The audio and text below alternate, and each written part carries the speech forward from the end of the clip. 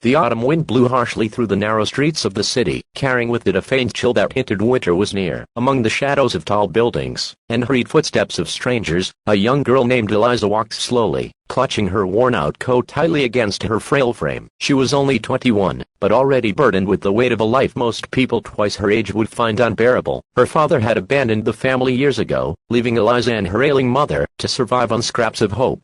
When her mother's illness worsened, Eliza dropped out of college, sacrificing her dreams of becoming a teacher. Every day, she worked double shifts in a small bakery, earning just enough to cover medicine and rent for their tiny, leaking apartment. She never complained, though. Despite her struggles, there was always a gentle smile on her lips, as if she carried a secret reservoir of kindness that the world couldn't take away. On one particular evening, after finishing her shift late at night, Eliza noticed something unusual near the corner of the street. A frail old woman was struggling to carry 2 heavy grocery bags. The streetlights flickered above her, and the world seemed to rush past, ignoring her trembling hands and unsteady steps. Just as she tried to cross the road, one of her bags ripped, spilling apples and bread onto the dirty pavement. Cars honked impatiently. People walked by without a glance, but not Eliza. Without hesitation, she rushed forward, kneeling beside the old woman. "Don't worry, ma'am," Eliza said gently, gathering the apples with care. "I'll help you." The old woman looked up, her silver hair gleaming under the streetlight, her face lined with years of sorrow and silence. There was a flicker of surprise in her tired eyes, surprise that someone had stopped. "You don't have to," the woman whispered weakly, embarrassed by her clumsiness, but Eliza smiled warmly. "I want to." She carried the bags for her, step by step, all the way to the woman's apartment, a modest, crumbling building that looked nearly abandoned. Once inside, Eliza noticed the dusty furniture and the cold, lifeless atmosphere of the home. The old woman seemed utterly alone. "Do you live here by yourself?" Eliza asked softly. The woman nodded, lowering her gaze. "My husband passed years ago. My son, he's busy with his work abroad. I don't see him much." Eliza's heart tightened. She understood loneliness too well. Her mother was the only family she had, and the thought of losing her someday made her shiver. Without a second thought, she stayed that evening, helping the old woman put away groceries, cleaning the dusty shelves, even making her a cup of warm tea from the little she found in the kitchen. The old woman sat quietly, watching her every move.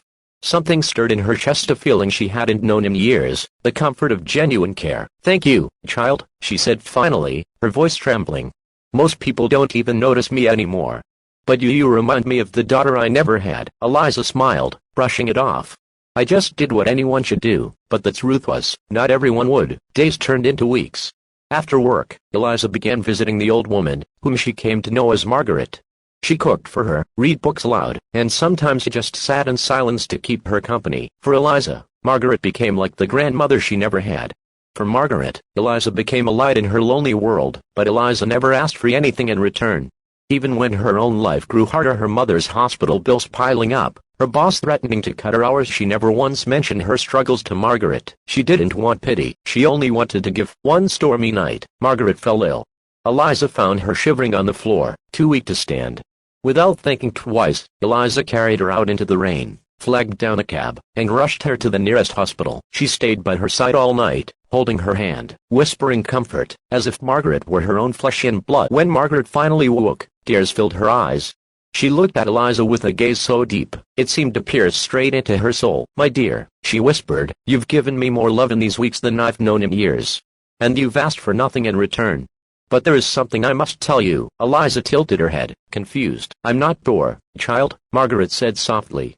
"I've lived humbly here, because I wanted to know if kindness still existed in this world. My late husband left me a fortune enough to live in luxury for 10 lifetimes, but wealth means nothing without someone to share it with." Eliza's eyes widened in disbelief.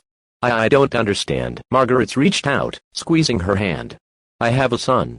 He's been lost in his work for years, chasing money, forgetting what truly matters. But when I look at you, Eliza, I see the heart of a woman who values love above all. I want you to meet him." Eliza froze, overwhelmed. She had never even thought of such a thing. She was just a poor girl trying to survive. How could she possibly fit into the world of a millionaire? But Margaret only smiled knowingly, as though she could already see the future unfolding. A week later, Eliza met Daniel, Margaret's son.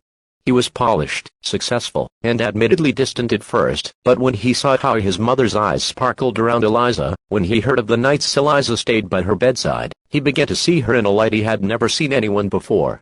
Slowly, her kindness melted the walls around his heart, and as days turned into months, Daniel found himself drawn not to her beauty, though she was radiant, but to the purity of her soul. He saw in her the very thing his mother had been trying to teach him for years, that true wealth is not measured by gold or possessions, but by love, compassion, and selflessness. Eventually, Daniel asked Eliza to walk beside him, not just as his mother's savior, not just as his companion, but as his partner in life. And Margaret, with tears of joy in her eyes, embraced Eliza tightly. "You came into my life as a stranger," she whispered, "but you've given me a daughter and a family I thought I'd lost forever." Eliza's life had changed forever, not because she sought it, but because she chose kindness when no one else would. And that choice had brought her not only love, but a family, and a future brighter than she ever dared to dream. So the girl who once walked the cold streets in silence now walked into a life filled with warmth, laughter, and love, all because she stopped one night to help a lonely old lady. If this story touched your heart, remember, sometimes the smallest acts of kindness can change a life forever. Don't forget to subscribe for more stories that remind us all of